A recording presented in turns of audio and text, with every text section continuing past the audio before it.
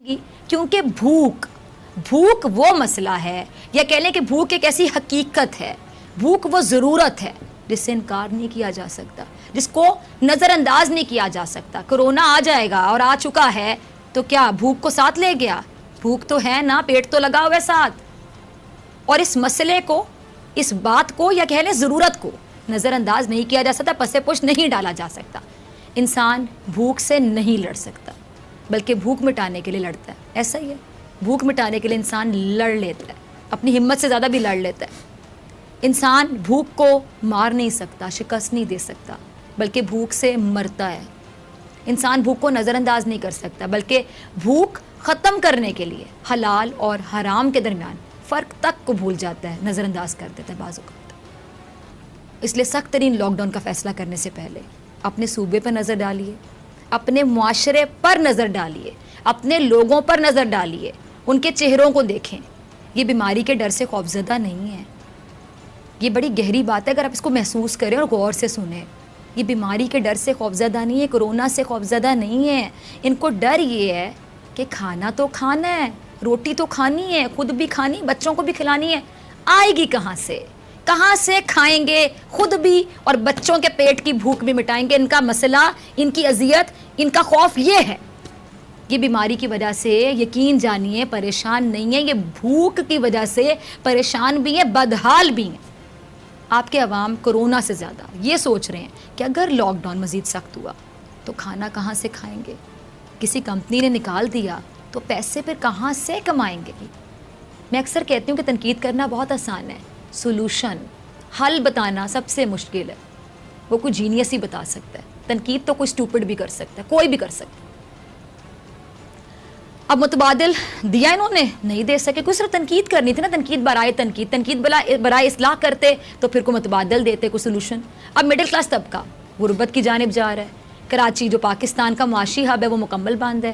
سندھ میں غربت، جہالت، بیماریاں، غذائی قلت، بے روزگاری پہلے کیا کم تھی؟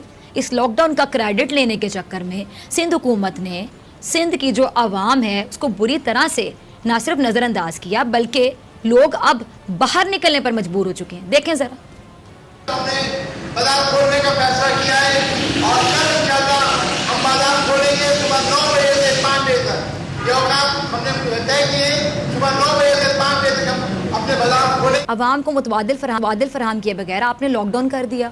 وہ کرونا سے نہیں مریں گے تو بھوک سے مرنے لگ جائیں گے۔ اللہ کے بندو یہ بھی سوچو، ہمارے ملک پر 30,000 ارب سے زائد قرض ہے، اس پر یہ کرونا کی وبا۔ جب آپ کا وزیر اعظم دنیا سے مدد طلب کرے تو آپ اس کو بھکاری کہہ دیتے ہیں، آپ اس کا مذاق اڑاتے ہیں، آپ اس کو تانے دیتے ہیں، آپ اس پر تنقید کرتے ہیں۔ جب آپ کا وزیر اعظم آپ کو زمینی حقائق بتائے، سارے حقائق سے آگاہ کرے کہ زمینی حقائق کیا ہیں، گراؤنڈ ریئلٹیز کیا ہیں، کہ لاک ڈاؤن کے نتائج فوراً نہیں ملتے بلکہ کچھ وقت بعد نظر آئیں گے، تو آپ اس کی بات ایک کان سے سنیں اور دوسرے کان سے نکال دیں۔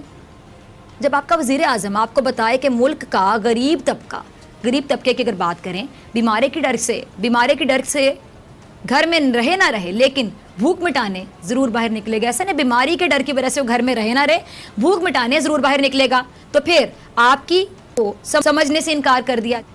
عمران خان کو لاک ڈاؤن نہ کرنے سے کیا ذاتی فائدہ ہونا تھا؟ عمران خان کو لاک ڈاؤن کرنے سے کیا کوئی ذاتی نقصان ہونا تھا؟ ذاتی فائدہ یا ذاتی نقصان خود سوچئے۔ عمران خان نے وہ بات کی جو آپ کے ملک کی حقیقت ہے۔ آپ کیسے عوام کو روکو گے؟ آپ کیسے عوام کو سمجھاؤ گے؟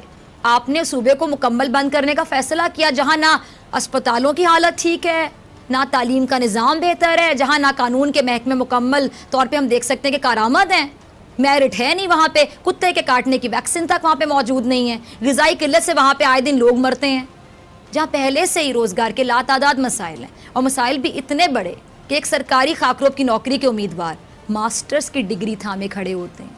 اس سے زیادہ افسوس کیا ہو جب ان لوگوں کو دیکھا جاتا ہے، آپ کو یاد ہم نے پروگرام بھی کیا تھا، بڑی تکلیف ہوئی تھی کہ ماسٹرز ڈگری لی ہوئی ان میں ایم فل لوگ بھی تھے، جہاں سہولیات کا فقدان، جہاں من مانی